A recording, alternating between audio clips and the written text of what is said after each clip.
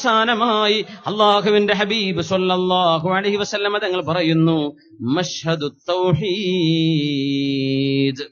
അള്ളാഹുവിനെ കണ്ണുകൊണ്ട് കാണുന്ന പോലെ സ്നേഹിക്കുക. അതൊരു സൽസ്വഭാവമാണ്, റബ്ബിനെ കാണുന്ന പോലെ. അള്ളാഹു നമുക്കതിന്റെ ഭാഗ്യം നൽകട്ടെ. ഉബയ്യ് ഇബ്നു കഅബ് റളിയല്ലാഹു അൻഹു ആണ് അല്ലാഹുവിന്റെ റസൂൽ സ്വല്ലല്ലാഹു അലൈഹി വസല്ലമ തങ്ങൾ അന്നെന്റെ മുഖത്ത് ഒരു വിഷമം കണ്ടപ്പോ ضرب بيده على صدري, എന്റെ നെഞ്ചിലേക്ക് നബി തങ്ങളുടെ കൈ കൊണ്ട് നബി തങ്ങൾ അടിച്ചു. എന്നിട്ട് എനിക്ക് തർബീത്ത് തന്നു. എന്റെ റസൂൽ സ്വല്ലല്ലാഹു അലൈഹി വസല്ലമ തങ്ങൾ എന്റെ നെഞ്ചത്ത് കൈവച്ചപ്പോ ഫഫുൽതു അറഖാ, ഞാൻ അങ്ങ് വിയർക്കാൻ തുടങ്ങി. وكأني أنظر إلى الله عز وجل فرقا, അള്ളാഹുവിനെ ഞാൻ എന്റെ കണ്ണുകൊണ്ട് കാണുന്ന പോലെ അള്ളാഹുവിന്റെ റസൂലിൽ നിന്ന് ഒരു പ്രകാശം സ്വീകരിക്കാൻ എനിക്ക് കഴിഞ്ഞിട്ടുണ്ട്. ഉബയ്യ് ഇബ്നു കഅബ് റളിയല്ലാഹു അൻഹു, സ്വഹീഹ് മുസ്ലിമിലുള്ള ഹദീസ്.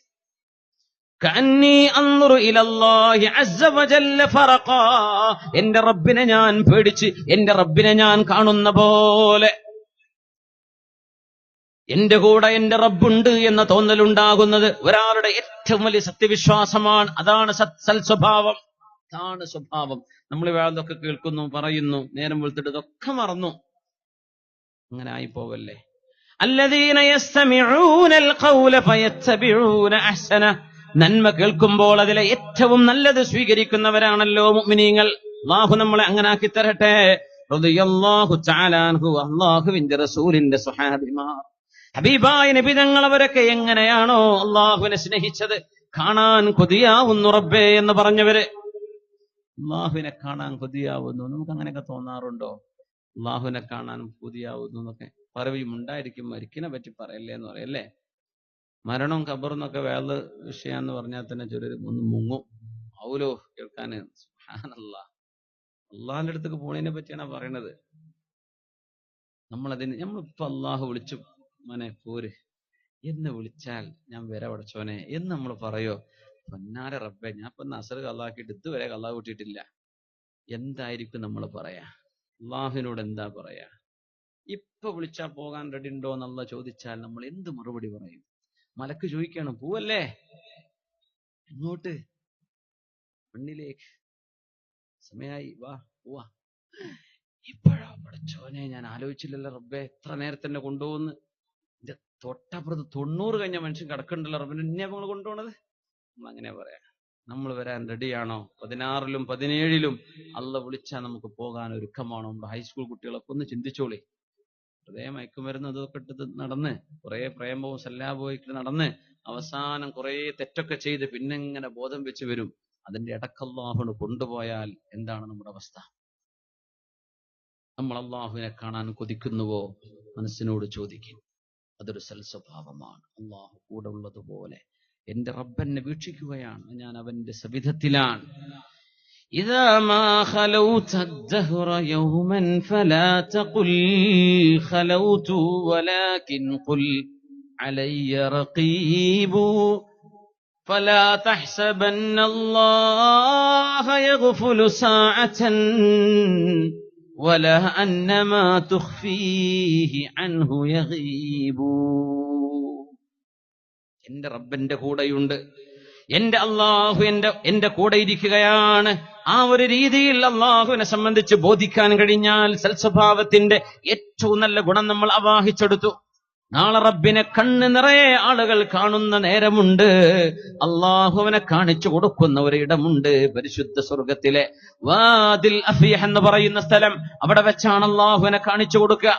എന്തെങ്കിലും വേണോ? എന്ത് വേണം റബ്ബേ? നീ ഞങ്ങൾക്ക് സ്വർഗം തന്നില്ലേ, എന്നാലും ചോദിച്ചോളൂ. എന്ത് വേണം റബ്ബേ? റിളാഖ്, നിന്റെ തൃപ്തി വേണം റബ്ബേ ഞങ്ങൾക്ക്. അപ്പോഴേക്കും വാഹനങ്ങൾ വന്നു തുടങ്ങി. കയറിക്കോളൂ എല്ലാവരും. മുഅ്മിനീങ്ങളെ സ്വർഗത്തിൽ നിന്ന് മറ്റൊരു സ്ഥലത്തേക്ക് കൊണ്ടുപോകും. നല്ല മനോഹരമായ ഒരു വാഹനത്തിൽ കൊണ്ടുപോകും. എല്ലാവരും ഇതിന്റെ പുറത്ത് കയറി പോകുന്നു. വാദിൽ അഫീഹ് എന്ന് പറയുന്ന സ്ഥലത്തെത്തി. എല്ലാവരും ഇറങ്ങിക്കോളൂ. നോക്കുമ്പോൾ മനോഹരമായ കസേരകൾ, ഒരു ലെവൽ VIP കസേരകൾ, മുത്തുകളാൽ, മറ്റൊന്ന് സ്വർണം, പവിഴങ്ങൾ, വിലപിടിപ്പുള്ള സാധനങ്ങളാൽ ഉണ്ടാക്കിയ ചെയറുകൾ. ഓരോരുത്തരും ഗ്രേഡ് അനുസരിച്ച് അവിടെ ഇരിക്കുക. ബേക്കിലുണ്ട് നല്ല മനോഹരമായ കസ്തൂരിയുടെ കുന്നുകൾ. മണ്ണല്ല, തുർബുഹു മിസ്കുൻ, മണ്ണിന് സുഗന്ധം. അങ്ങനത്തെ സ്ഥലം അവിടെ. അതിൽപ്പെട്ട ഏറ്റവും സ്ഥാനം കുറഞ്ഞവർ, ആ അള്ളാഹുവിനെ കാണാൻ പോകുന്നവരിൽ സ്ഥാനം കുറഞ്ഞവരെന്ന് പറയാനുണ്ടോ എന്ന് ആലിമീങ്ങൾ അതിന്റെ ഇടക്ക് പറയും. എന്നാലും അതിനാഹും VIP ഉണ്ടാവുമ്പോൾ താഴെ കുറച്ച് സ്ഥാനം കുറഞ്ഞവരാവുമ്പോഴല്ലേ VIP എന്ന് പറയുള്ളൂ. അപ്പൊ VIP ഉണ്ടാവണമെങ്കിൽ VIP അല്ലാത്തവരുണ്ടാവും. അവരൊക്കെ സുഗന്ധ കസ്തൂരിയുടെ കുന്നുകളിൽ ഇരിക്കുകയാണ്. അല്ലാഹു ജല്ല ജലാലു അവന്റെ പരിശുദ്ധമായ അർശിൽ നിന്ന് വിശ്വാസികളുടെ മുമ്പിലേക്ക് വരും. എന്ത് വേണം? നിങ്ങൾക്ക് എന്താ വേണ്ടത് റബ്ബേ? നീ ഞങ്ങൾക്ക് സ്വർഗം തന്നില്ലയോ? എന്നാലും ചോദിച്ചോളൂ, നിന്റെ തൃപ്തി ഞങ്ങൾക്ക് തന്നില്ലയോ റബ്ബേ? അത് മതി. തൃപ്തി തന്നില്ലായിരുന്നുവെങ്കിൽ ഞാൻ നിങ്ങളെ ഈ സ്വർഗത്തിൽ എത്തിക്കുമോ? എന്ത് വേണം? സ്വർഗവാസികൾ ഒന്നാകെ ഒരൊറ്റ ശബ്ദത്തിൽ മറുപടി പറയും, നിന്നെ ഞങ്ങൾക്കൊന്ന് കാണിച്ചു തരുമോ? അതാണ് ആഗ്രഹം.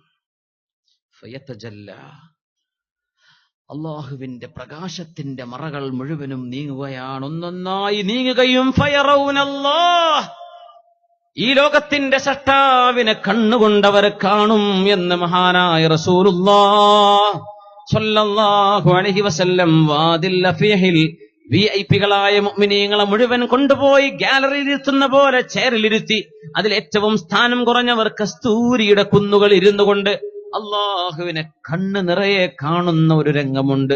വുജൂഹു യൗമഇദിൻ നാദിറ ഇലാ റബ്ബിഹാ നാദിറ. അള്ളാഹുവിലേക്ക് നോക്കുമ്പോൾ മുഖങ്ങൾക്ക് ഏറ്റവും നല്ല ശോഭ വരുന്നവരെന്നുണ്ട്. അല്ലാഹുമ്മ ജഅൽനാ മിൻഹും. പടച്ച തമ്പുരാൻ നമ്മളൊക്കെ കൂട്ടത്തിൽ പെടുത്തി തരട്ടെ. മുഖം പ്രകാശിക്കുന്നവർ. വുജൂഹു യൗമഇദിൻ നാദിറ ഇലാ റബ്ബിഹാ നാദിറ. അള്ളാഹുവിലേക്ക് നോക്കുമ്പോ മുഖങ്ങൾക്ക് പ്രകാശം വരുന്നവർ. അങ്ങനെ നോക്കി നിൽക്കുന്നതാണ് അള്ളാഹുവിനെ. വർഷങ്ങളോളം നോക്കി നിൽക്കും, കണ്ണിമ വെട്ടൂല. എന്തോ ഒരു രസായിരിക്കും അതല്ലേ. എല്ലാം മറന്നുപോകുന്ന, എല്ലാം മറന്നുപോകും,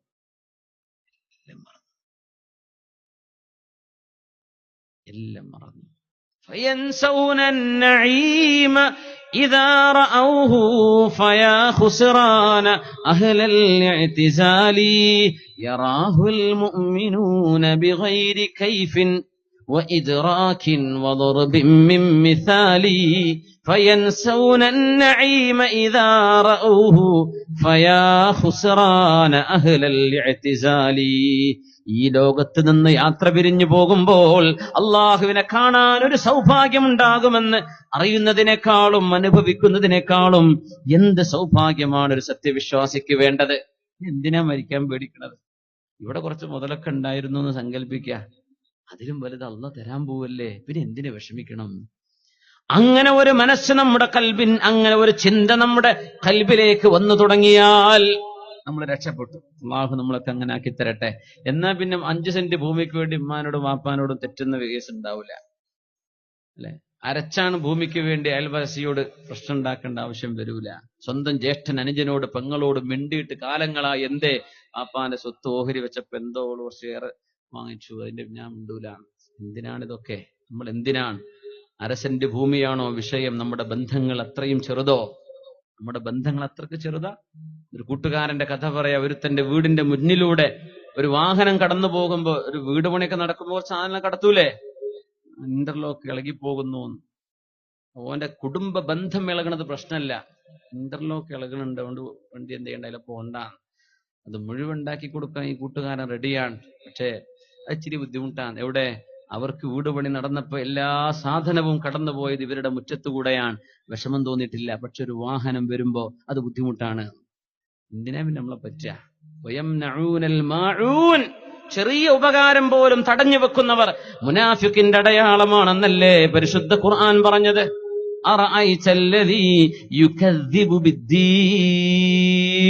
അവരെ പറ്റി പറഞ്ഞപ്പോഴാ യംനഊനൽ മാഊൻ, നിസ്സാരമായ ഉപകാരം പോലും നമ്മൾ ചെയ്യാൻ വിടൂല.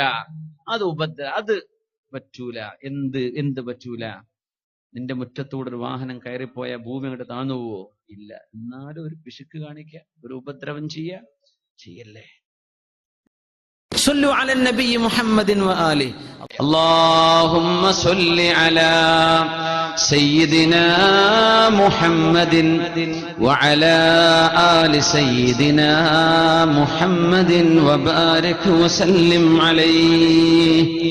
اللهم صل على سيدنا محمد وعلى آل سيدنا محمد وبارك وسلم عليه.